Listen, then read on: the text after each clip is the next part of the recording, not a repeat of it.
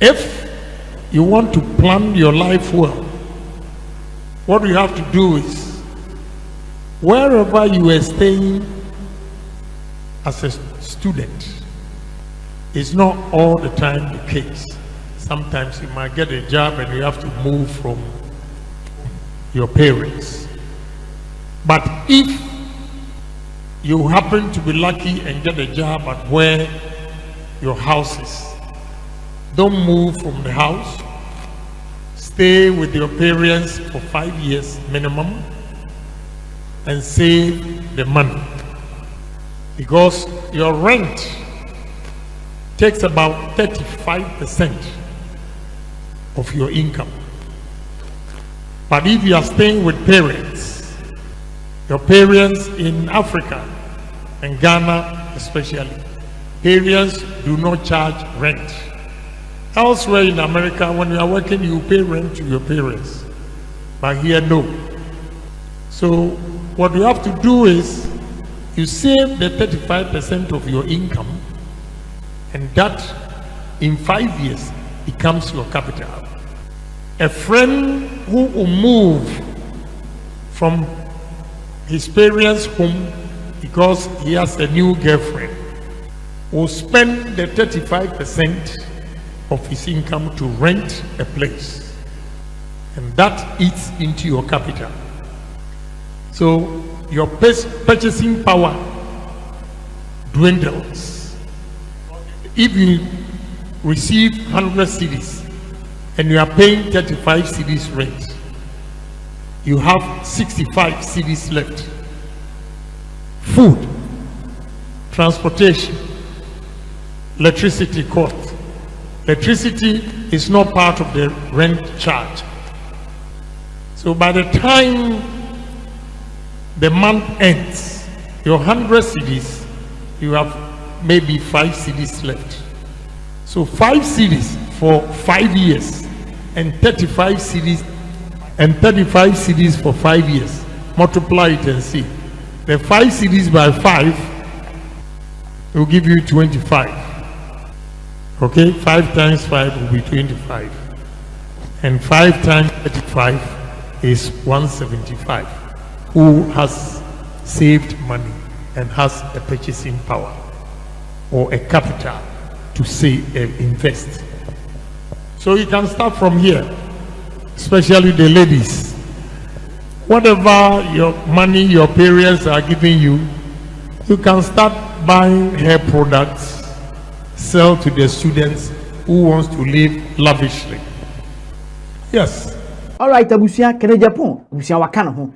Na audience bi atudwa achesese we young entrepreneur abusia video we ebeboa. So we see video we nyina esi because the way Kennedy Japan is a lecture student of University of Health and Allied Sciences for abusia enye easy. Episode we more the abusia because in some bone tantam pupuduo parties and some polo ama bone bede me to apam pentres na me dia adoma to sema bone kidan e dia ma abusia en sema Kennedy Japan e kan me mafato me koto game na me se afu we nko na wie nko run na sia de ojo me be big time billionaire enye easy abusia me ntwa me ho bra me ba nkomo no ya de be hihye so.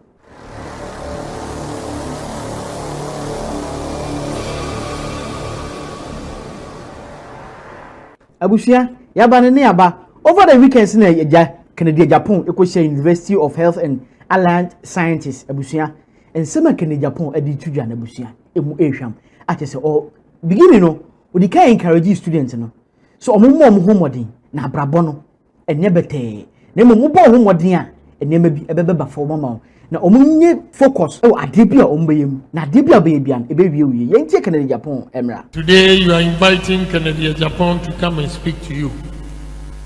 I want to give you a word of encouragement. And that word of encouragement is what? Your beginnings are far better than mine. Because I see the faces here and I can tell you are between 19 and 24 or 25. That is why I say your beginnings are far better than mine. Because I went to Adsado College from Marseille at the age of 16. I went to Adsado started college, Form 1. I finished 6th form, Winneba Secondary School, at the age of 23. I went to Germany to wash plates and clean supermarkets. I saved money, continued the journey to America.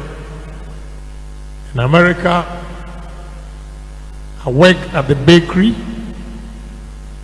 filling stations, and also became a taxi driver. I went to university, Fordham University, at the age of 33. So if at the age of 19, you are in the university here, then you are lucky. Your beginnings is far better than mine. But success is not determined by the time you went to university or the time you went to school. Success is determined by every individual's dream and vision. So you are here, you are studying, doing or reading different disciplines. But that alone will not determine your success in life unless, one, you dream big. Two, unless you have goals. Three, unless you have objectives. Four, unless you strategize, you have a strategy. Five, unless you plan your life. And six, the activities, what you engage in. Why I'm giving you this, the dream, anybody can have a dream, but a dream without action is not a dream. Therefore, when you are here on campus, you start dreaming big and you have to take action. So your dreams should be backed by actions. How are you going to back your dreams by actions? First, you have to sacrifice today's lives, entertainment, and whatnot for tomorrow. What I mean by sacrifice is, some students here obviously come from affluent homes. Some students here also come from average homes.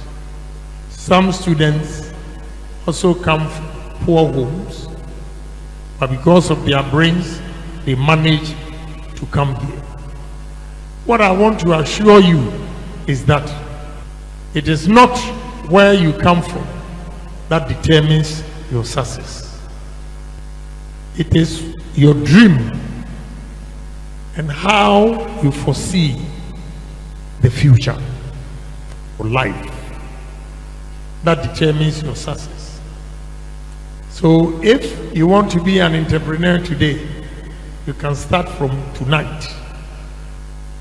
Whatever money experience gives to you, you should begin to save. I always tell friends that any person who is working and not married should be able to save 70% of his income. Those who are married, the couples, should plan to save 50% of their income. Some may wonder why as high as 70%. I give you an example. Normally, students, when we come out of college and you get opportunity to work and you receive salaries, the first 3 months, what comes to your mind because of freedom? you want to move from home because now you want a girlfriend, now you want a boyfriend, but it will cost you. It's very expensive. If you want to plan your life well, what you have to do is, wherever you are staying as a student, it's not all the time the case. Sometimes you might get a job and you have to move from your parents. But if you happen to be lucky and get a job at where your house is, don't move from the house. Stay with your parents for 5 years minimum and save the money, because your rent takes about 35% of your income. But if you are staying with parents, your parents in Africa and Ghana especially, parents do not charge rent. Elsewhere in America, when you are working, you pay rent to your parents, but here no. So what you have to do is you save the 35% of your income, and that in 5 years becomes your capital. A friend who will move from his parents' home because he has a new girlfriend will spend the 35% of his income to rent a place, and that eats into your capital. So your purchasing power dwindles. If you receive 100 cedis and you are paying 35 cedis rent, you have 65 cedis left. Food, transportation, electricity cost. Electricity is not part of the rent charge. So by the time the month ends, your 100 cedis, you have maybe 5 cedis left. So 5 cedis for 5 years and 35 cedis for 5 years. Multiply it and see. The 5 cedis by 5 will give you 25. Okay, 5 times 5 will be 25. And 5 times 35 is 175. Who has saved money and has a purchasing power or a capital to save and invest. So you can start from here, especially the ladies. Whatever your money your parents are giving you, you can start buying hair products, sell to the students who wants to live lavishly. Yes, sell to them. By the time you come out of college, you have experience in business. And those who are very smart would think that when they get jobs, that is where they become successful. It's not true. Success, the individuals, you determine your own success by the way you behave. So start from here, saving the little monies parents advance to you to come to school. I'm not saying you don't have to spend at all, but at least save some for rainy day. So all I'm trying to say is, first in life, you need savings. From savings, you need to invest. An investment, you need to work hard to protect your investment. I'll give you one example. When I first went to America, most of our seniors over there were working in a hotel. They were making $250 a week. The bakery that I went was making $120 a week. And my rent was $432. So $480 You take 432 out of it, you are left with nothing. So I had to look for a second job. That is a filling station. At the bakery, I worked for 40 hours. And the filling station, I worked for 88 hours a week. My main job was 40 hours. And while I was working 88 hours at the gas station was that I start from 10 p.m. to 6 a.m. Monday to Friday, 10 p.m., 6 p.m. Monday, the same thing to Friday, I get the 40 hours. Then I start Saturday. Friday night, our friends will go to parties, so I'll take their shift and work whilst they are partying. So Saturday, I do 24 hours. Sunday, I do 24 hours, 48 hours. No bath. We sell oil, the fuel, the engine oil. So when I remove the oil from it, the cartons, then I'll spread it and sleep on the floor. Whilst you are dozing deep, then you hear somebody pump number 5. Then see my eyes are red. Have to wake up and go and punch number 5. Sometimes if 3 people are there, you might make a mistake because you are asleep. But I'll do the 24 hours on Saturday, 24 hours on Sunday. And the morning shift, the one coming to take over, I have to make an account of all the 6 shifts from Saturday to Sunday. So I get home around 11 a.m. and my Zaro bakery job starts at 12. But I knew what I wanted to be in life, so I never gave up. Friends that were partying and I took their shift. Later on, I bought taxis for them to drive for me. When I saved money and got my first $3,000, I bought a taxi and started driving. And I was saving $100 a day. In those days, I was saving $100 a day.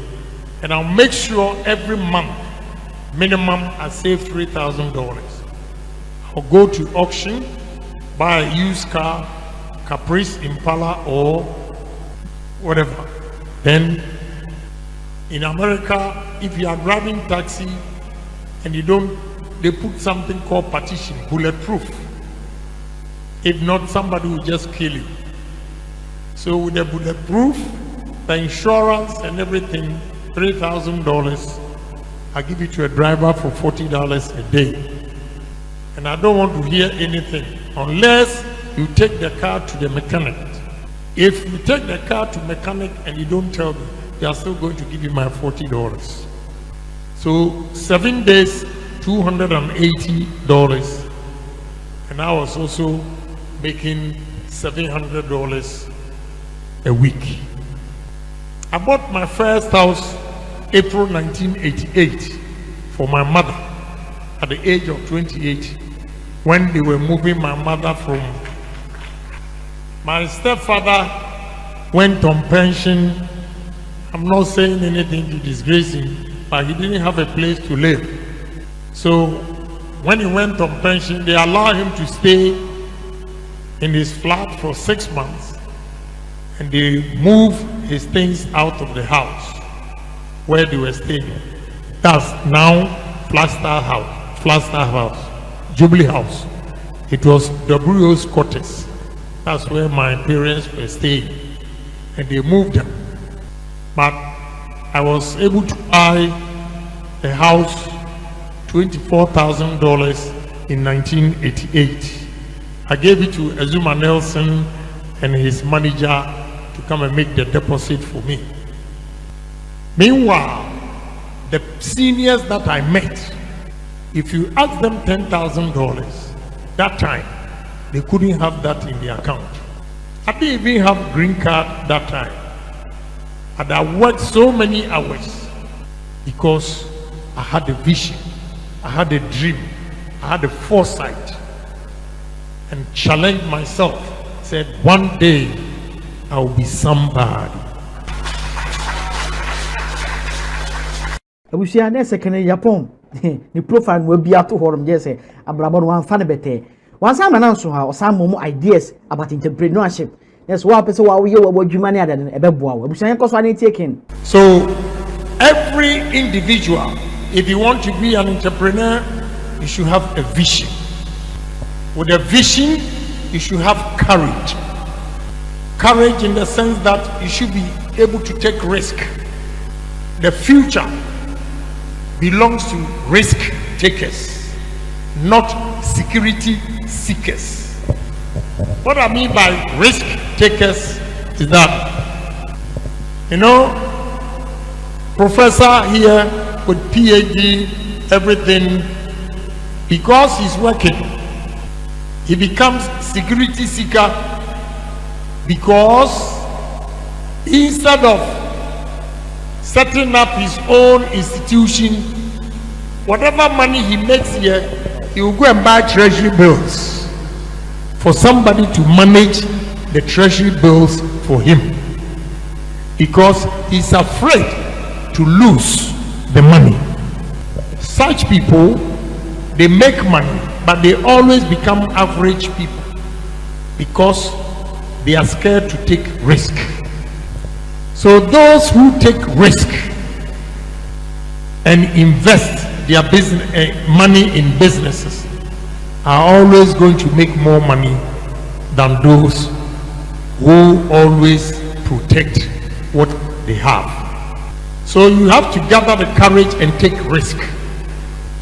And if you take risk and invest your money, if you invest the money, make sure. I gave you an example of 40 hours and 88 hours, which was 128 hours a week. When others are working 40, 60 hours, put in 100 hours. When you sacrifice your time, the 40 hours difference brings more income, or you make more income from the 40 hours extra than the one who did only 60 hours. So hard work will take you very far. Those who are always content with the number of hours they have and they have the pleasure to enjoy, trust me, you always see them with the pleasure enjoying the little that they have. And it comes to a time they cannot even buy a nice car. But you that saved your money, took the risk and invested it, will reap profits, can use the profit to buy any nice car that you want. You have to postpone the spending today for tomorrow. What I mean by postpone spending today for tomorrow is especially women. Women tend to keep up with the Joneses. What I mean by keeping up with the Joneses is a lady will see her friend wearing Chanel. So, I'm also going to get Fendi. I'm also going to get Louboutin. It becomes competition. The little money that you could have saved and invested, you spend it on bags, ladies' bags. A guy will see his friend wearing a nice shoe. Oh, I'm going to get, and Agyapong is wearing Zena, so I'm also going to get Zena shoe. Do you know how much money I have before I bought the Zena shoe? And now because you saw me wearing Zena, you spend your last money also to go and buy Zena. That's what I mean by keeping up with the Joneses. You have to save your money. When you are with friends in the same room and you save your money, they tend to call you, oh, you are chisel, you are this. You don't spend money. you know what you want in future. So whatever money you save becomes your capital, and your capital you invest it. When you invest your capital, what you have to do is to make sure you always work hard to make more money so that you don't lose the money. If you want to be a businessman, I'm sorry, I have to tell you the truth. It's the gospel truth. When you establish your business, don't employ your brother, don't employ your sister, don't employ any relative, because if they make a mistake and you sack them, your mother, your uncle, your grandfather, everybody will come and beg. And they know very well that he's taking your money, but the whole family will go against you. They consider you to be a very wicked person. Let them call you wicked. When you don't employ them and your business is going on, you go home and feed them. That's the only way you can protect your investment. When you have enough, you can help your brother by also establishing a business for him. Let him go his way and you wash your house. But if you are going to rely on relatives to help you in your business, they will collapse your business. I've gone through it. I don't want you to go through that. That is why I'm telling you. Again, if you want to succeed in life, if you want to be different from any entrepreneur or a businessman, you have to be honest. Integrity is key to success. I give you another example. All these things, you don't get it in the book. I have a new company that I bought from an Indian. They deal in petrochemical for these plastic bottles and all those things. And they supply different companies here. When I took over the company, they checked my background and they wanted to meet me. After going through books, going around the company, we decided to go to lunch. And at lunch, he said, I hear you're a very honest man. I have a problem. I want you to help me. I said, okay, go ahead. She said she's about to lose her job in Belgium because she gave a credit to a Ghanaian company and the guy has duped her. He has not paid the money for about 2 years and they want to sack him from a job. What the guy refused or did not know was that if you go to Dubai, almost all the petrochemical companies, they know each other. So if you dupe company A tells company B tells C, that's it, you are cut off. They blacklist you and you can't deal with anybody. But if you are honest to company A will recommend to company B. Company B will recommend you to company C. Now because of my honesty, I just came into the business. But they ship all these raw materials to me, and most of the companies manufacturing plastics now buy the raw materials for me because of honesty.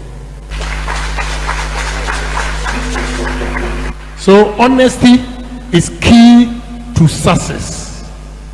Foresight is still about a dream. You should know what you want. You should know what you want. You have a foresight that in the next 5-10 years I'm going to rise to this level. How do I do it? All the things I've said to you come to play before the foresight will materialize. Hard work, honesty, savings, investment.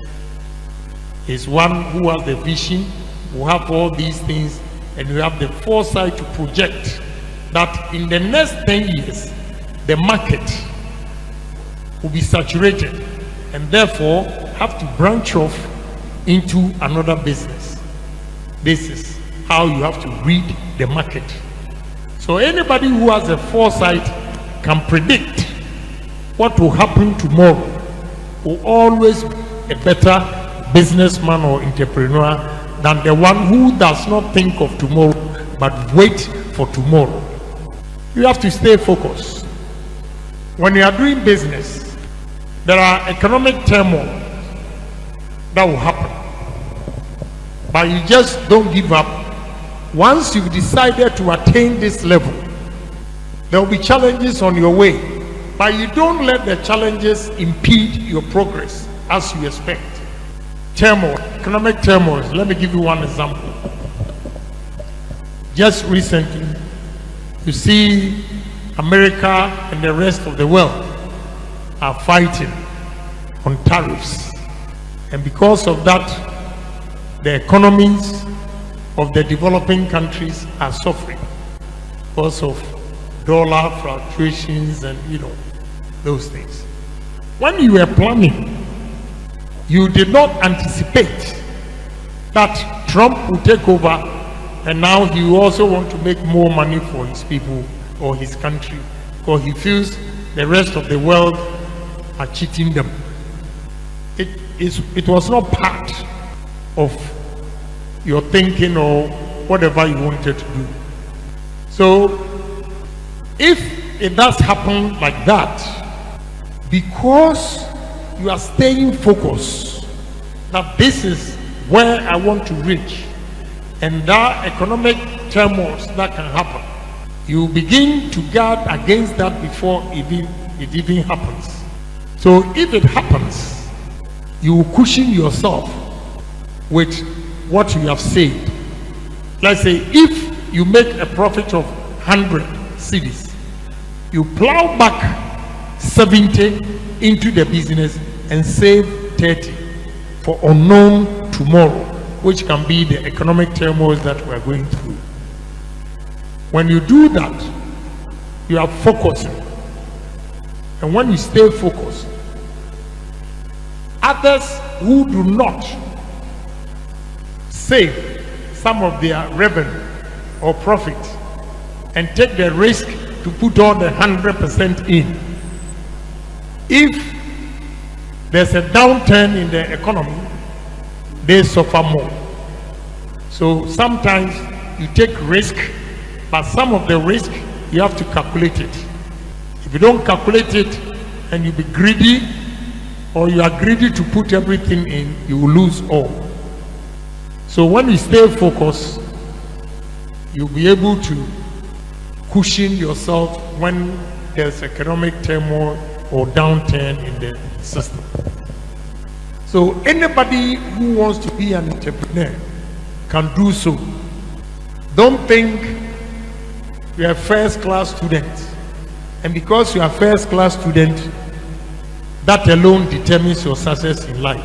That is fallacy of argumentum ad hominem.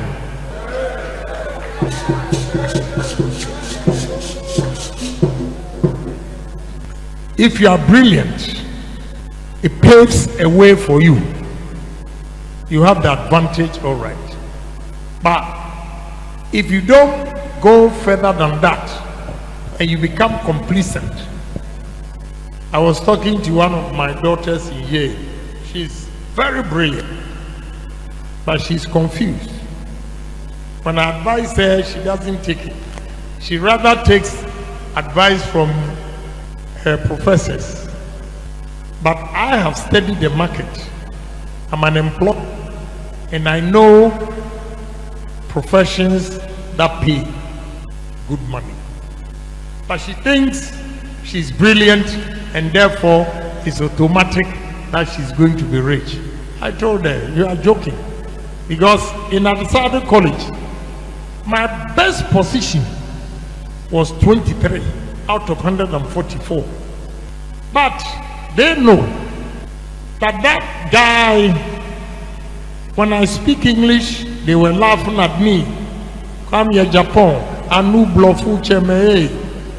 Today, because of the zeal, because the way I perceive life, There is nothing going on within our classmates that do not inform me to contribute.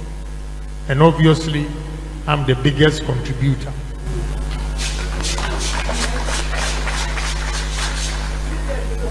So I share all these with you for you to know that the wealth at home today that you are enjoying, if you don't work a bit, even if your father leaves you the whole wealth, you lose it.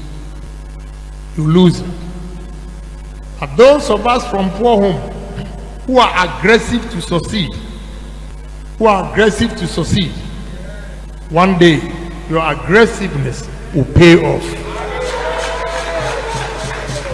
Busia Kennedy Japan wa mananso hanoma owie na sa osa advice the young men among the students say mema no woman mo mama ni na ho na mututu mo niema yi da chi be wie mu yi. No, I'll tell you the truth.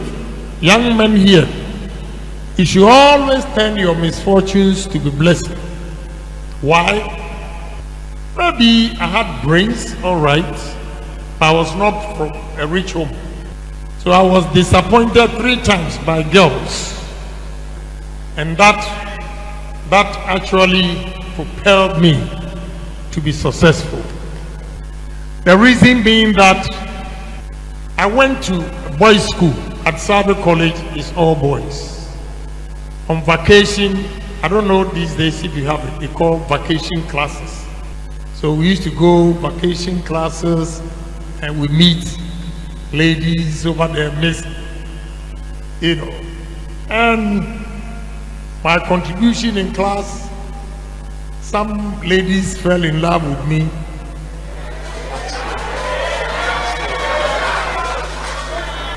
But on a more serious note, I was reluctant to take them home because the fear of dogging.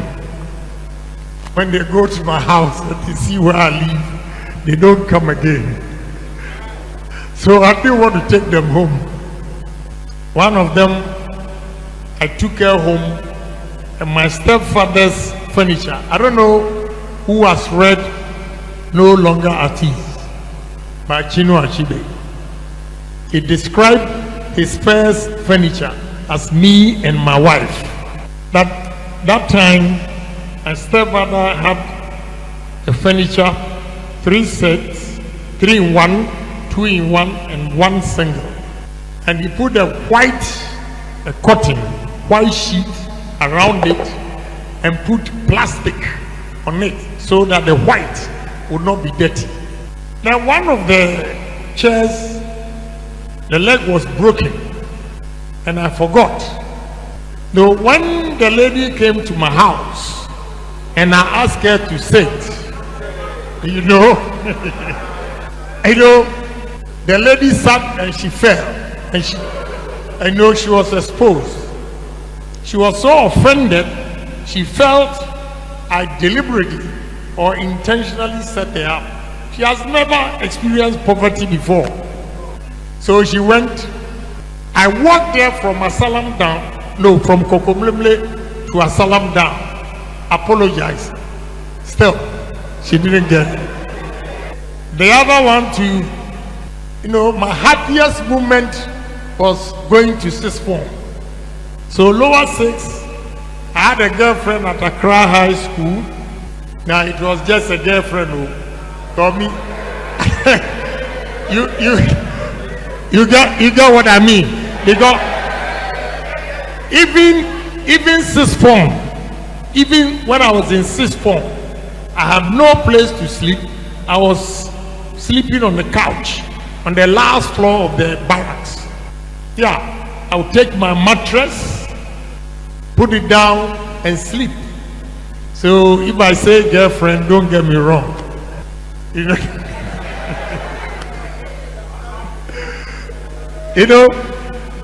I'm sharing this. This you will not get it from the books.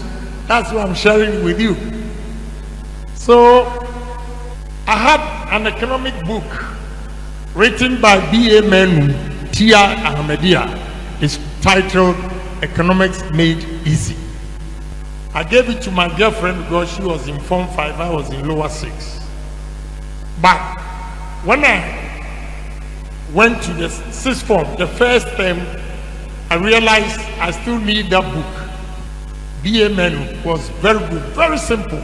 It breaks economics down and you just get the understanding and pass. So I went there to a house at Asalam Down to take the book. Honestly, wherever, anytime I go there, where I sit with her, that day when I entered the gate, I saw her with a handsome man sitting there. Then my heart beat. You know, I gathered the courage, went in there, greeted her and the guy, and the parents did like me a lot. So I had to pretend and engage in conversation with the sisters and the mother. I spoke to them for about an hour. The lady did not get up. I sent the sister to go and tell her that I need that book. She sent the sister to go and look into the trunk and get me that book. The sister went, she couldn't find it. So I said, okay, let me go. And then there will be a demand here. So, you know, I was miserable. And the younger sister felt so bad. So she escorted me out.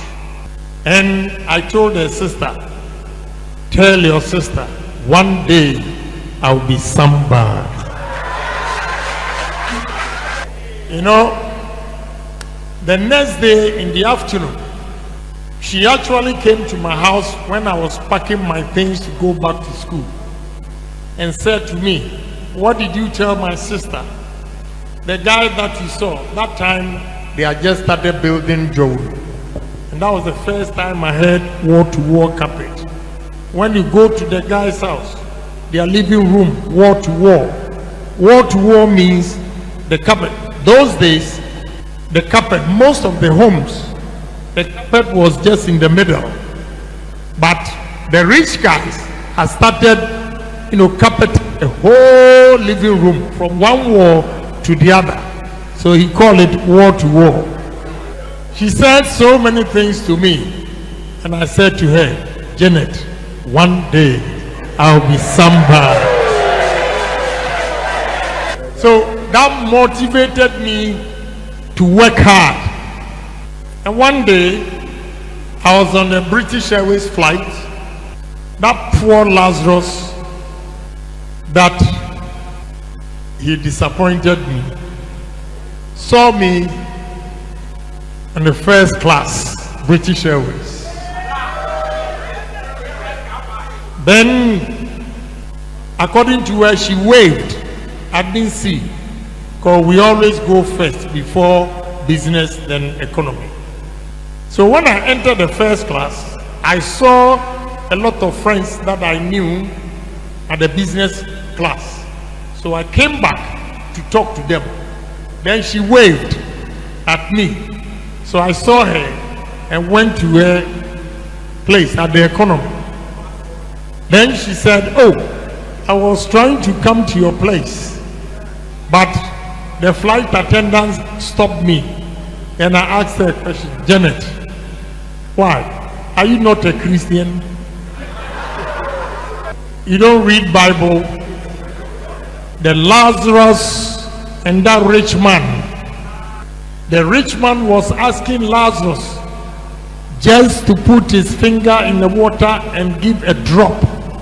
And what Lazarus said to him was that, where I am and where you are, far away.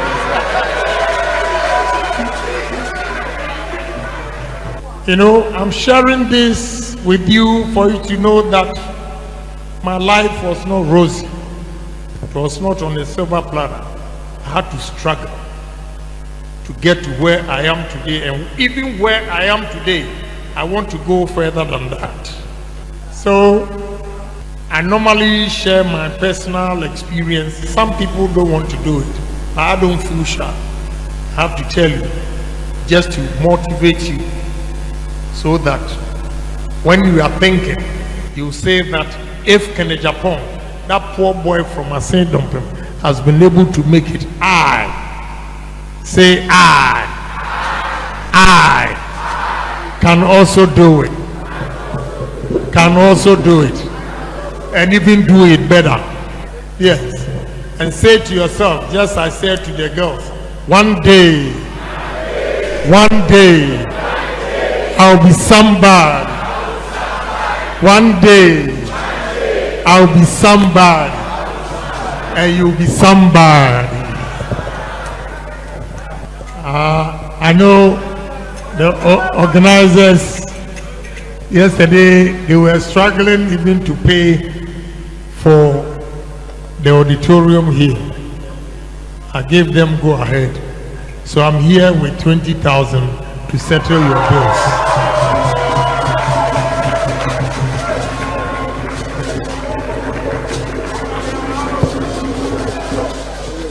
All right, Abusia. Can Agyapong e kwete ne kaba na so chiki a ensema wa kind na say the biography panel say o hwiegu on Abusia mani baje say obekere wadwe e comment section hom. Now follow all the social media platform as VANDYKE. Subscribe to your YouTube page anytime we ever drop latest update no. Onsaka me da se makrao.